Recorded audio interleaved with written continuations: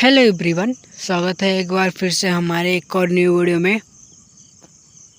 तो अगर आप सभी लोग हमारे चैनल पर नए हैं तो हमारे चैनल को सब्सक्राइब कर लेना, वीडियो को लाइक कर देना, ठीक है। जैसा कि हालिया रिपोर्ट के अनुसार हमें पता चला है कि जो अमेरिका है, अमेरिका के राष्ट्रपति जो डोनाल्ड ट्रंप है, वो चंगोस आइसलैंड को ख़रीदना चाहते हैं, ठीक है। इस रिपोर्ट के बारे में हम विस्तार से चर्चा करेंगे। आखिर ये क्यों ख़रीदना चाहते हैं इस आइसलैंड को, इसमें क्या बेनिफिट है, ये आइसलैंड आखिर इतना महत्वपूर्ण क्यों है, ठीक है। तो चलिए शुरू करते हैं। तो हालिया रिपोर्ट के अनुसार अमेरिकी प्रशासन चंगोस द्वीप समूह को सीधे मॉरिशस से खरीदने की योजना पर विचार कर रहा है। यह कदम ब्रिटेन और मॉरिशस के बीच पहले से चल रहे संप्रभुता हस्तांतरण के समझौते को प्रभावित कर सकता है। जो इसके समझौते को वो प्रभावित कर सकता है। इसमें जो इसकी रणनीतिक महत्व है वो डिएगो जो गार्सिया है उसके द्वीप चगोस द्वीप समूह का हिस्सा है और यह अमेरिका के सबसे बड़े जो अमेरिका का है वो सबसे महत्वपूर्ण सैन्य अड्डों में से एक है।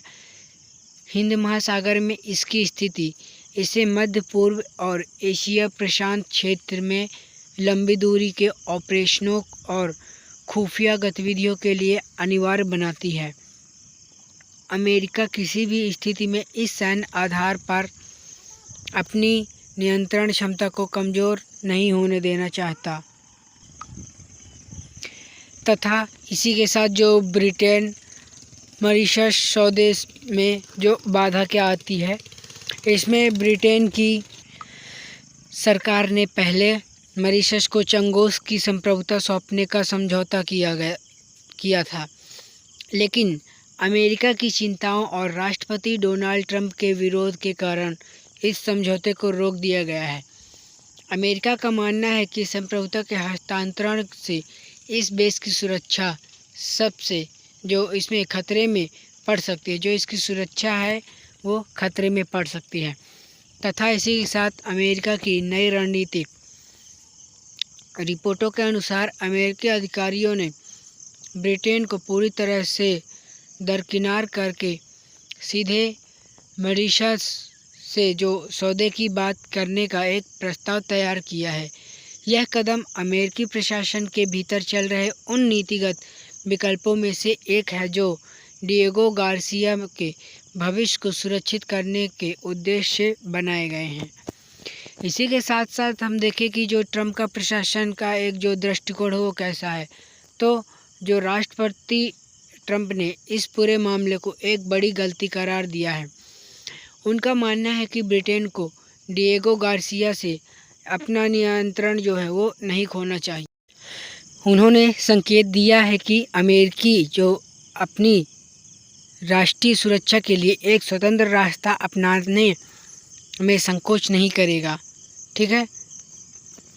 इसी के साथ साथ चीन और ईरान का जो है इस पर क्या प्रभाव पड़ता है। तो अमेरिकी अधिकारियों को डर है कि यदि मॉरिशस का इन जो द्वीपों पर पूर्ण नियंत्रण हो जाता है तो मॉरिशस के चीन और ईरान के साथ बढ़ते राजनयिक संबंधों के कारण निगरानी का खतरा बढ़ सकता है। यह चिंता अमेरिकी सैन्य बेस के लिए एक बड़ा सुरक्षा जो है वो जोखिम मानी जा रही है। इसी के साथ साथ जो इसकी सुरक्षा की चिंताएं हैं वो काफ़ी ज़्यादा अहम है, क्योंकि इसमें वाशिंगटन का मानना था कि जो डिएगो गार्सिया की बुनियादी ढांचा इतना संवेदनशील है कि इसे किसी ऐसी संप्रभु शक्ति के भरोसे नहीं छोड़ा जा सकता जिसकी वैश्विक वफादारी अमेरिका के प्रति संदिग्ध हो। इसीलिए अमेरिका बेस के संचालन और सुरक्षा के प्रति दीर्घकालिक गारंटी चाहता है। तो अगर अभी तक आप लोग हमारे चैनल पर जुड़े हुए हो तो हमारे चैनल को सब्सक्राइब कर लेना और वीडियो को लाइक कर देना। एक प्यारा सा कमेंट ज़रूर करिएगा, ठीक है। इसी के साथ साथ हम देखें कि सौदे के लिए कानूनी और कूटनीतिक चुनौतियाँ। तो जो चगोस है उसकी जो द्वीप समूह की खरीद का प्रस्ताव न केवल कूटनीतिक जटिलताओं से भरा है बल्कि इसके लिए अंतर्राष्ट्रीय कानूनों और ब्रिटेन की सहमति की भी आवश्यकता होगी। हालांकि यह अभी मुख्य योजना नहीं है, लेकिन इसे एक गंभीर विकल्प के तौर पर देखा जा रहा है। डिएगो गार्सिया की उपयोगिता क्या है? इसमें इस बेस का उपयोग 1960 के दशक में अमेरिका और ब्रिटेन बम वर्षक विमानों के लिए एक केंद्र है, बल्कि उपग्रह संचार और नौसैनिक अभियानों के लिए भी महत्वपूर्ण है, जो इसे वैश्विक शक्ति संतुलन का केंद्र बनाता है। इसी के साथ साथ संवाद की स्थिति क्या होती है? अमेरिकी प्रशासन इस मामले पर लंदन जो डाउनिंग स्ट्रीट के साथ नियमित संपर्क में है। वे यह सुनिश्चित करने की कोशिश कर रहे हैं कि दोनों देशों के बीच का यह जो साझा सैन्य प्लेटफॉर्म भविष्य में भी पूरी तरह से सक्षम और सुरक्षित बना रहे। इसी के साथ साथ अंतर्राष्ट्रीय न्यायालय जो आईसीजे का प्रभाव क्या पड़ता है इसमें? तो जो आईसीजे है वो वर्ष 2019 में ये फैसला दिया था कि ब्रिटेन को ये द्वीप जो मॉरिशस को लौटा देने चाहिए। यह मामला दशकों पुराना है, जिसमें ब्रिटेन ने 1965 में मॉरिशस से इसे अलग करके ब्रिटिश इंडिया ओशन जो टेरिटरी का नाम दिया था, जो आज भी विवाद का मुख्य कारण है। इसी के साथ साथ मानवीय पक्ष, जब इन द्वीपों को सैन्य बेस के लिए अधिग्रहित किया गया था, तब लगभग 20,000 स्थानीय निवासियों को जबरन वहां से निकाल दिया गया था। यह मामला आज भी मानवाधिकार जो कार्यकर्ताओं के बीच चर्चा का विषय बना रहता है, जो इस सौदे के राजनीतिक और नैतिक पहलुओं को और भी जटिल बनाता है। इसी के साथ हम देखें कि इसका जो वैश्विक भू राजनीति में क्या बदलाव पड़ता है, तो हिंद महासागर में व्यापारिक मार्गों और ऊर्जा सुरक्षा के चलते यह क्षेत्र शक्तियों का अखाड़ा बन चुका है। अमेरिकी की खरीद की योजना यह दर्शाती है कि वह इस क्षेत्र में किसी भी तरह का जो शून्य नहीं छोड़ना चाहता, जिसका फ़ायदा भविष्य में विरोधियों को मिले। यहाँ पर आप देख सकते हैं कि ये पूरा हमारा जो है ये रशिया है। रशिया से जो ये हमारा, हम आप सभी लोगों को दिखा दीजिए, वैश्विक जो हिंद महासागर है, ये पूरा ये वाला इलाका जो है इंडियन ओशियन, ये वाला पूरा जो इलाका है, यहाँ पे कोई वो ये नहीं चाहते यहाँ पे कोई भी सुराग छोड़ा जा सके। यहीं पे अगर हम बात करते हैं तो यहाँ पे यूनाइटेड स्टेट है जो हमारा ये है, ठीक है, जिसे हम अमेरिका बोलते हैं। यहीं पे देखा जाए तो ये हमारा इंडिया है। इंडिया के नीचे ये इंडियन ओशियन है जो हमारा हिंद महासागर है, ठीक है। इसके ऊपर ये हमारा चाइना है, फिर इसके ऊपर चाइना के ऊपर आप देख सकते हैं यहाँ पे मंगोलिया है, ठीक है। तो यहाँ की बात जो हम कर रहे थे कि हिंद महासागर में व्यापारिक मार्गों को और ऊर्जा के चलते यह क्षेत्र शक्तियों का अखाड़ा बन चुका है। तो ये जो क्षेत्र है ये इंडियन ओशियन, ये वाला क्षेत्र, ये बीच वाला, यहाँ पे ये जो क्षेत्र है ये एक अखाड़ा बन चुका है, ठीक है। तो इसी के चलते मतलब एक लड़ाई का अखाड़ा बन चुका है, जो अमेरिका की खरीद की जो योजना यह दर्शाती है कि वह इस क्षेत्र में किसी भी तरह का जो शून्य नहीं छोड़ना चाहता। यानी जो ये इंडियन ओशियन है, यहाँ पे किसी भी तरह का जो है वो शून्य नहीं छोड़ना चाहती है, ठीक है।